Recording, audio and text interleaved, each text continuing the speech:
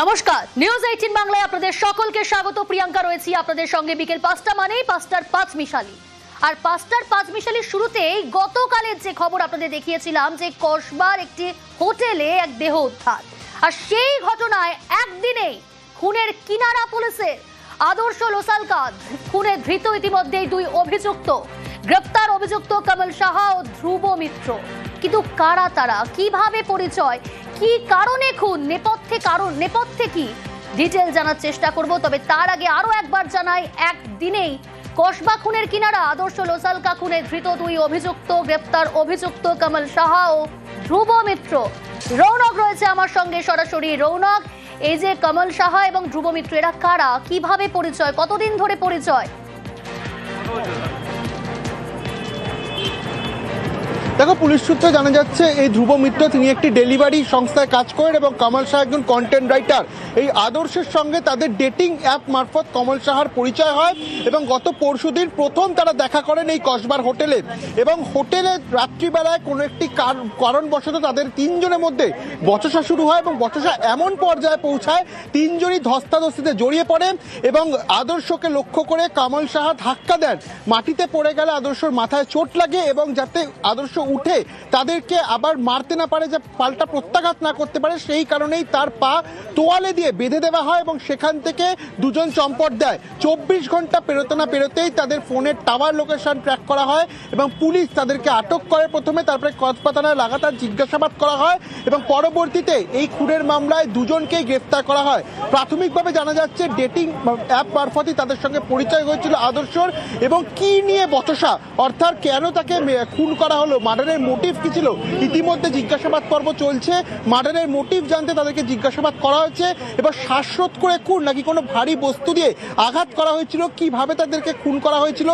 এছাড়া আরেকটি বিষয় করে সামনে আসছে যে পূর্ব পরিকল্পিতভাবেই কি তাকে খুন করা হয়, অর্থাৎ যেহেতু দেখা যায় গতকাল 2:41 টাকার দুপুরে এই আদর্শর ফোন খোলা হয়, সেক্ষেত্রে এই ফোন কি তাহলে এই দুজনের কাছেই ছিল, পরিকল্পনা মাফিকই তারা ছক কষেছিলেন। গোটা বিষয়টি কিন্তু ইতিমধ্যে কসবা থানার পুলিশ খতিয়ে দেখছে। বেশ রৌনক। কসবা নিহত দুবরাজপুরের বাসিন্দা আদর্শ লোসালকা কলকাতায় বহুজাতিক সংস্থায় কর্মরত। গত 5 বছর ধরে কলকাতায় থাকতেন তিনি। ছেলের মৃত্যুর খবরে শোকের ছায়া পরিবারের। সুপ্রতিম রয়েছে অপর প্রতিনিধি। সুপ্রতিম, একটু বোঝার চেষ্টা করব, এখনো পর্যন্ত পুলিশ প্রাথমিকভাবে যা অনুমান করছে পূর্ব পরিকল্পিত খুন কিনা, কারণ ডেটিং অ্যাপেই পরিচয় হয়েছিল এই কমল সাহার সঙ্গে। পরিবার কি জানাচ্ছে, তারা কি চিনতো এই কমল বা ধ্রুব তাদেরকে?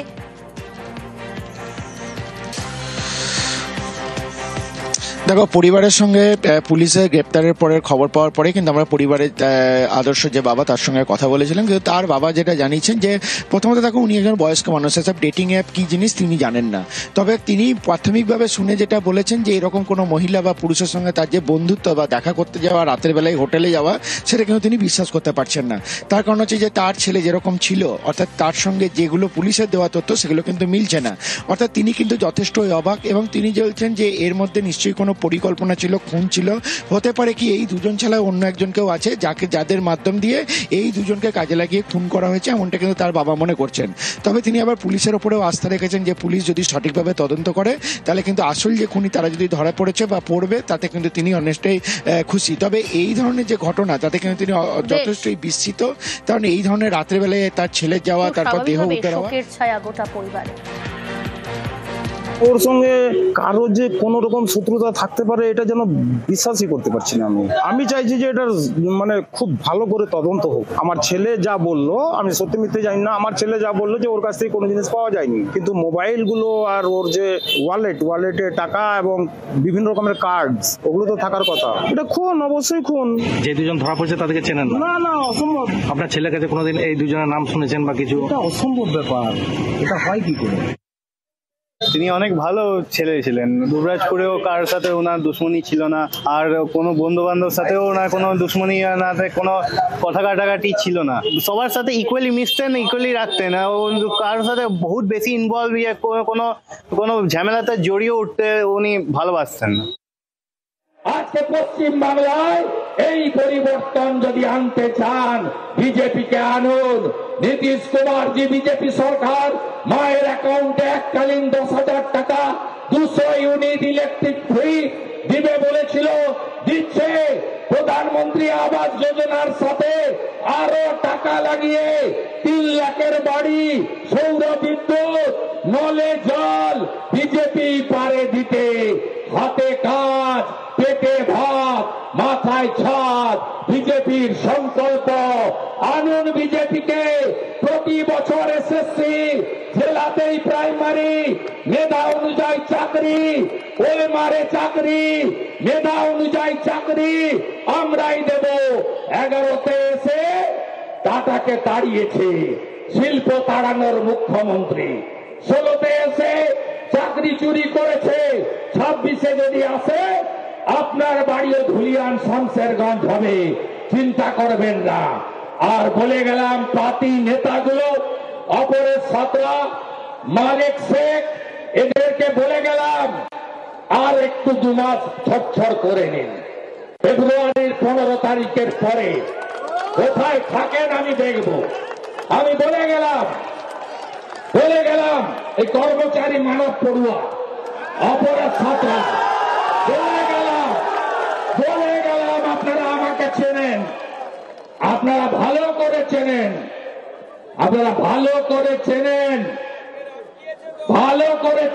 এখানে এদের বাড়ও আমি জানি। অর্জুননগরে বুথ সভাপতিরা আছেন তো? আপনারা লোকসভা ভোটে সুরক্ষা পেয়েছিলেন? আমি কথা দিয়ে গেলাম, যে বুথে চোখ দেখাবে সেই বুথে কি করে উত্তর দিতে হয়। আমার পড়াশোনাটা ভালো করে করা আছে, সকালবেলা ধান কাটা আছে, আপনারা উঠবেন। অন্ধকার গাঢ় হয়ে গেছে। আগামীকাল দক্ষিণ 24 পরগনার মন্দির বাজারে আবার দেখা হবে, আরো বড় সভায় দেখা হবে। কে বলে বিজেপি নেই? আমি নানুরে গেছি, 5 বছর পরে সভা হয়েছে। কালকে বড়ুয়াতে মুসলিম সংখ্যালঘু অধ্যুষিত ডাক বাংলোতে সভা করেছি। সেখানকার বিজেপি নেতারা বলছে বিজেপি প্রতিষ্ঠা হওয়ার পরে এই প্রথম এখানে সভা হল। আমি আহ্বান করেছি রাষ্ট্রবাদী মুসলিমদের, আপনারা আসুন। আপনাদের তেজপাতা করে রেখেছে মমতা ব্যানার্জি, তরকারিতে লাগে কিন্তু খাওয়া যায় না। আমি জয় শ্রীরাম বলি, আপনাকে জয় শ্রীরাম বলতে হবে না। ভারত মাতা কি জয় বলুন, বন্দে মাতরম বলুন, জয় হিন্দ বলুন। কাঁধে কাঁধ মিলিয়ে নরেন্দ্র মোদীজির রাষ্ট্রবাদ, দেশপ্রেম, বিকাশবাদ, যোগীজির সুরক্ষা সুশাসনকে বাংলায় প্রতিষ্ঠা করতে হবে। সব বেকার জোট বাঁধুন, একসঙ্গে কাজ করুন এবং এখানে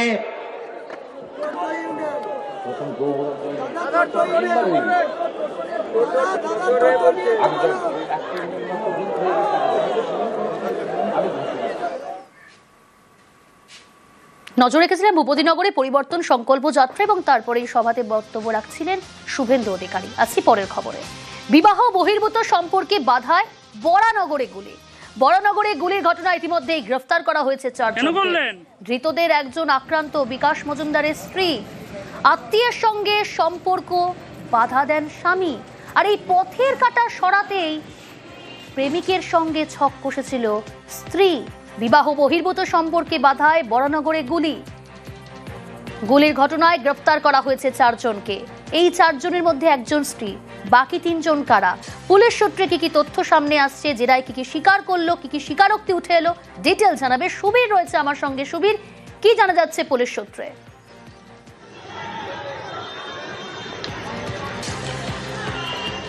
দেখো, এই বিকাশ মজুমদারকে যে গুলি করতে এসেছিল, অর্থাৎ যে 2 আততায়ী অর্থাৎ দুষ্কৃতী, সেই জায়গা থেকে দাঁড়িয়ে যে প্রবীর দে, তার সঙ্গে কিন্তু তার ভালোবাসার সম্পর্ক ছিল এবং সেই জায়গা থেকে তারা এসেছিল এবং সেখান থেকে গুলি করে দিয়ে তারা চলে গেছিল।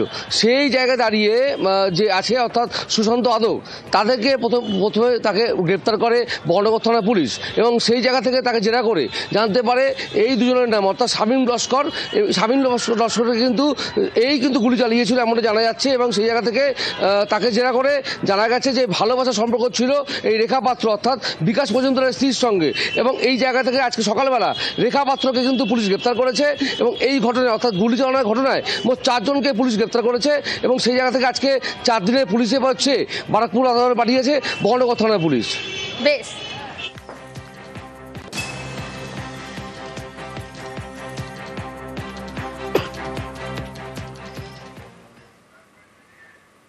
পাঁশকুড়ায় ট্রেনে ছিনতাই, সাহসিকতা নজির মহিলার। ধৌলি এক্সপ্রেসে মহিলা ছিনতাইবাজদের হাতাহাতি, মহিলাকে ধাক্কা মেরে ঝাঁপ ছিনতাইবাজদের। দুষ্কৃতীদের ধরতে ট্রেন থেকে ঝাঁপ মহিলার, ট্রেনের ডান হাত কাটা গেল মহিলার।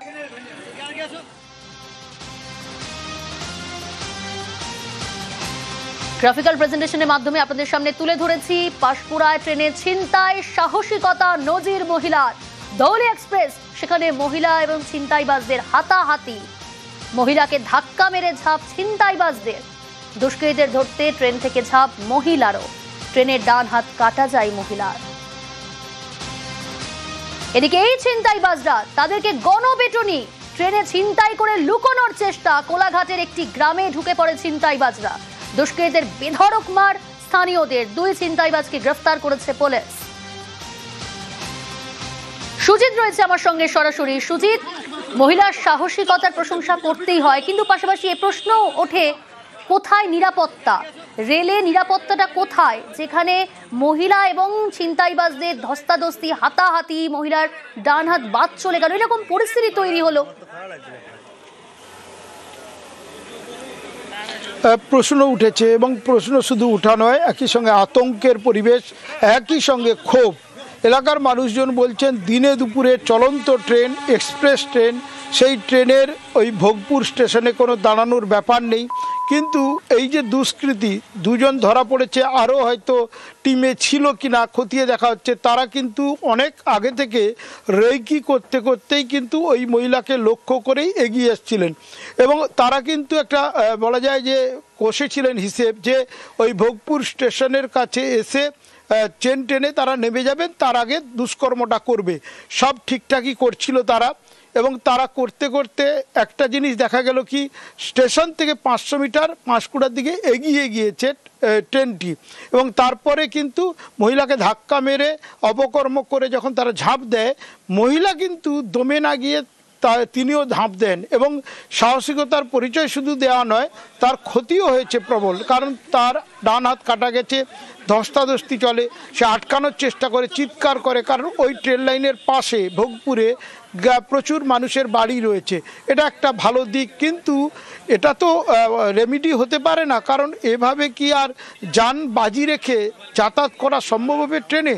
কিন্তু তারপরে যেটা দেখা গেল, ওই দেখতে পেয়েছেন যে কিছু মানুষ তারা দেখতে পেয়ে তাড়া করেন এবং 2 জনকে পাকড়াও করে মারধর করেন, পুলিশের হাতে তুলে দেন এবং আহত মহিলাকে প্রথমে খড়গপুর হাসপাতালে, সেখান থেকে অবস্থা আশঙ্কাজনক বলে কলকাতায় পাঠানো হয়েছে। কিন্তু এই যে ঘটনা ঘটল, সেখানে মূল প্রশ্ন উঠছে যাত্রী নিরাপত্তা। ট্রেনে যদি এই চলে, চলন্ত ট্রেনে, তাহলে মানুষজন আস্থা শাস্তি হওয়া দরকার। কেন আমরা সবসময় যাতায়াত করি, আজ তার মেয়েটার হয়েছে, কাল আমাদের হবে, ওই জন্য ওর শাস্তি হওয়া দরকার আছে। এখন তো বেশি চুরি ছিনতাই হচ্ছে। এটা অত্যন্ত আতঙ্কের বিষয়। মাসে বেশিরভাগ সময় আমাদেরকে ট্রেনে থাকতে হয়। আমরা চাইবো রেল পুলিশ বা স্থানীয় যে রাজ্য পুলিশ, তাদের মধ্যে একটা অ্যাডজাস্টমেন্ট করে বা সমঝোতা করে যাতে এই ধরনের দুষ্কৃতকারীদের দমন করা যায় বা এই ধরনের ছিনতাই বন্ধ করা যায়, তার উপযুক্ত ব্যবস্থা নেবে। এআই দিয়ে মহিলাদের ছবি বিকৃত, অভিযুক্তকে জুতো পেটা মহিলাদের। কোন্নগরের কানাইপুরে তুলকালাম পরিস্থিতি, ছবি বিকৃত করে সোশ্যাল মিডিয়ায় পোস্ট। 8 থেকে 80 সকলেই ছিল টার্গেট। অভিযুক্ত যুবককে ইতিমধ্যেই গ্রেফতার করেছে পুলিশ। রানা রয়েছে সরাসরি। রানা, এই অভিযুক্ত কতদিন ধরে এই কর্মকাণ্ড চালাচ্ছে?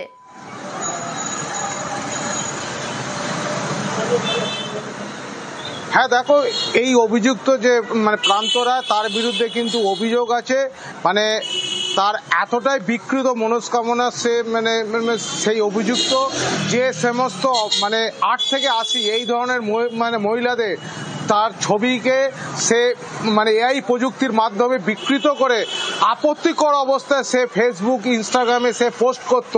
এইটা জানাজানি হতেই কিন্তু আজ ওই এলাকার যারা মহিলা আছে, বিশেষ করে তার সঙ্গে যে সহপাঠী ছিল, যেখানে সহপাঠীদের সঙ্গে বেড়াতে যেত, সেখানকার বেড়ানোর ছবি তাদের তুলতো, মানে তুলে সেই সমস্ত ছবিকে আপত্তিকরভাবে পোস্ট করত। আজ জানাজানি হতেই কোন্নগর কানাইপুর যে বাসাই যে অটো স্ট্যান্ডে এই অভিযুক্তের একটি মুদিখানার দোকান রয়েছে, তার সঙ্গে একটি জেরক্সেরও দোকান ছিল। এই জেরক্সের কারবারের মানে আড়ালে এই ধরনের যে সমস্ত মহিলারা তারা আসতো, তাদের ছবিকে স্ক্যান করে সে ল্যাপটপে সে বন্দি করে রাখতো। পুলিশ আজকে তাকে মানে নিয়ে গেছে, তাকে ইতিমধ্যে গ্রেপ্তার করা হয়েছে। পুলিশ ইতিমধ্যে ল্যাপটপ থেকে বহু মহিলার ছবি উদ্ধার করেছে। পুলিশ তদন্তের সাথে তাকে জিজ্ঞাসাবাদ করছে। তবে এলাকার যারা মানে যে সমস্ত মহিলাদের অভিযোগ যে দীর্ঘদিন ধরে ও এই ধরনের এআই প্রযুক্তির মাধ্যমে মহিলাদের আপত্তিকর ছবি ফেসবুক ইনস্টাগ্রামে সে আপলোড করত, ডিজিটাল সোশ্যাল মিডিয়াতে সে মানে ছড়িয়ে দিত। জানাজানি হতেই আজকে উত্তেজিত মহিলারা তাকে মানে রীতিমতো দোকান থেকে মারতে মারতে জুতো পেটা করতে করতে তাকে কোন্নগর কানাইপুর ফাঁড়িতে নিয়ে আসা হয়। বেশ রানা, 16 তারিখে ও ওর ক্যামেরা থেকে আমি যখন ট্রেনে উঠছিলাম আমার পেছন থেকে একটা ভিডিও করেছিলাম। ফোন যখন চার্জ করা হয় তখন বিভিন্ন ধরনের নোংরা ভিডিও, ফটো, আমার মায়ের, আমার মায়ের সবার নোংরা ভিডিও ওর ফোনে। পুরোটা এআই যেটা বোঝা যাচ্ছে, বাট ওকে বারবার করে জিজ্ঞেস করা হচ্ছে যে এই ফটো কেন করছে, তখন ও বলছে এটা ওর ওয়াইল্ড ফ্যান্টাসি, ও ভুল করে ভুলে গেছে। ভুয়ো জন্ম সার্টিফিকেটের পর এবার ডেথ সার্টিফিকেট, ভুয়ো শংসাপত্র করে দেন পঞ্চায়েতের অস্থায়ী কর্মী। ইতিমধ্যেই গ্রেফতার এক দম্পতি। গোসাবায় পাঠানখালীতে ভুয়ো জন্ম সার্টিফিকেটের পর এবার ডেথ সার্টিফিকেট, 510টি ডেথ সার্টিফিকেট। কিন্তু এই চক্র কতদিন ধরে সক্রিয়, কারা কারা জড়িত, আরো ডিটেল জানার চেষ্টা করব। অমিত রয়েছে আমার সঙ্গে। অমিত, দেখো, পাঠানখালী গ্রাম পঞ্চায়েত থেকে 3,500 ভুয়ো জন্মের শংসাপত্র ইস্যু হয়েছিল। সেই মামলায় গৌতম সর্দার গ্রেপ্তার হয়েছিল এবং গৌতম সর্দারের হাত ধরেই প্রায় 510টি ভুয়ো মৃত্যুর সার্টিফিকেট কিন্তু ইস্যু হয়। এবং এই 510 জন যে ডেথ সার্টিফিকেট ইস্যু হয়েছিল ভুয়ো, কলকাতার এক দম্পতি যাদের বিরুদ্ধে সেক্সুয়াল থানায় অভিযোগ হয় যে একটি দোকানের দখল নিতে গিয়ে তারা আদালতের যে মামলা চলছিল সেখানে যে ব্যক্তি দোকান ভাড়া নিয়েছিলেন তার ডেথ সার্টিফিকেট জমা দিয়েছিলেন এবং সেই ডেথ সার্টিফিকেট বা মৃত্যু শংসাপত্র এক্সামিন করতে গিয়ে জানা যায় যে সেটি ভুয়ো।